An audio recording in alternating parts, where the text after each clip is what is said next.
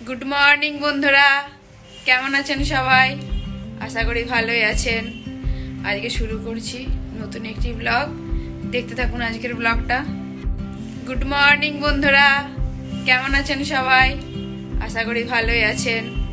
আজকে শুরু করছি নতুন একটি ব্লগ, দেখতে থাকুন আজকের ব্লগটা। লাড্ডুর সকালে ব্রেকফাস্ট সুজি। লাড্ডুর শরীরটা ভালো না, তাই অন্য কিছু খেতে চাইছে না, সেই জন্য সুজি বানালাম। আমাদের জন্য বানাচ্ছি চা, তার সাথে ব্রেড। চলুন বন্ধুরা ব্রেকফাস্ট করে নিই।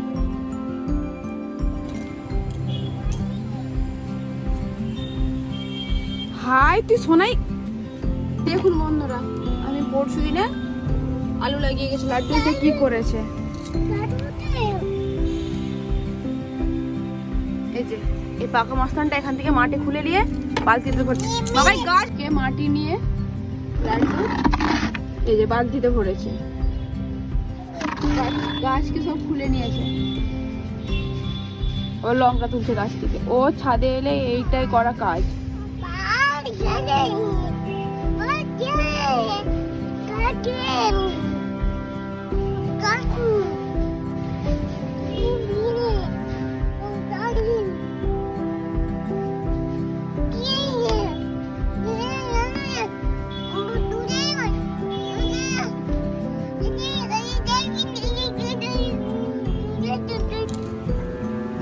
ছাদ বাগানের মালিক ছাদে ঘোরাঘুরি করছে, সবকিছু দেখে নিচ্ছে ঠিকঠাক আছে কিনা।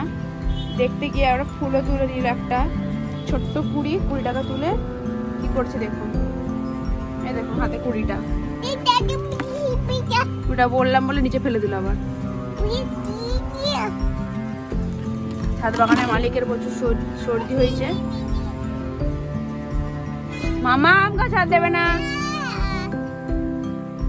এই আমার ছাদ বাগানের লেবু গাছটা থেকে 2-4টা পাতা তুলে নিয়ে যাব।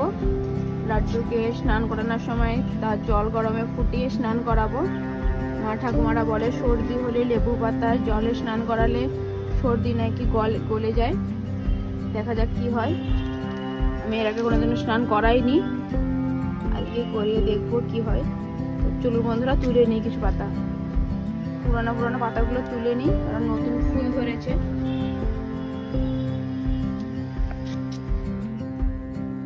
লাড্ডুর লাঞ্চ রেডি। লাড্ডু লাঞ্চে খাবে সাদা ভাত, ডাল, আলু সেদ্ধ, মাছ ভাজা আর আলু করলা ভাজা। চলুন বন্ধুরা লাড্ডুকে লাঞ্চ করিয়ে নিই। আমাদেরও লাঞ্চ বানানো কমপ্লিট। লাঞ্চে বানিয়েছি সাদা ভাত, আলু করলা ভাজা, লাড্ডুর জন্য মাছ ভাজা, সেটা তো আগেই বললাম। লাড্ডুর ডাল সেদ্ধ, আমাদের জন্য মাছ দিয়ে, আলু দিয়ে, টমেটো দিয়ে সবজি আর কুমড়ো শাকের সবজি। আমাদের লাঞ্চ রেডি। চলুন বন্ধুরা লাঞ্চ করে নিই। লাঞ্চ করে নিয়ে আসছি।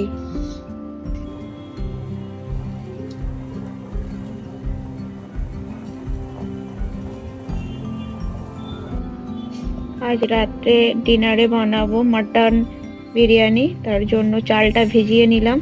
চালটা ভিজিয়ে কিছুক্ষণ রেখে দেব। কেটে নিচ্ছি আলু, পেঁয়াজ। যেহেতু আদা রসুন পেস্ট করা আছে, তাই আলু আর পেঁয়াজই কেটে। বিরিয়ানি রাইসটা বানানোর জন্য চাপিয়ে দিলাম।